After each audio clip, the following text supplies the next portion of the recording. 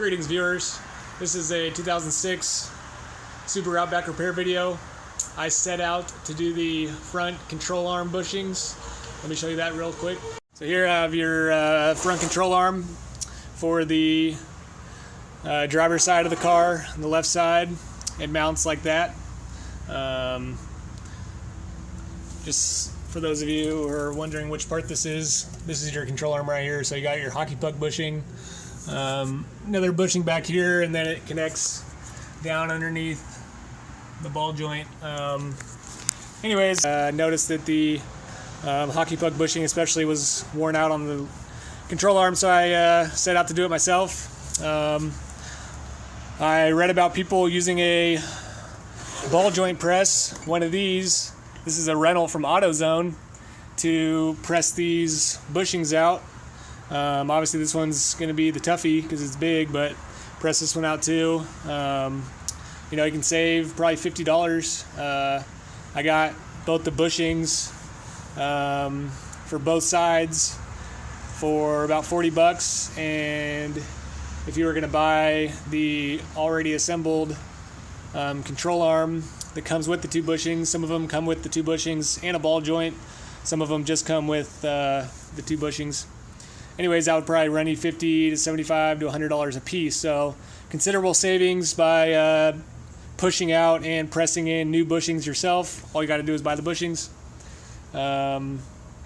reuse the same control arm. So that was a good thing I wanted to do. I like saving money.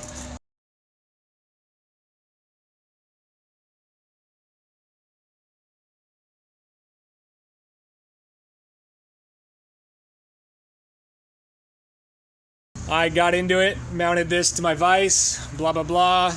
The idea is you would find a cup or a socket that would fit, and I guess it was this one actually. So this one right here on this kit. If you notice there, it seems to be the right fit.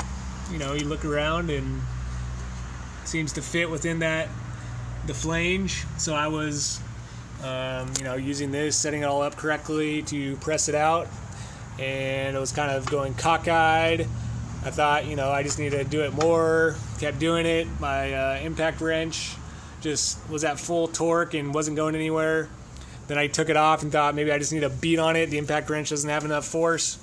Anyways, long story short, this is not the right size. So I'm not saying you can't do this. If you have a shop press and a cup set, I'll actually put a link in the description below.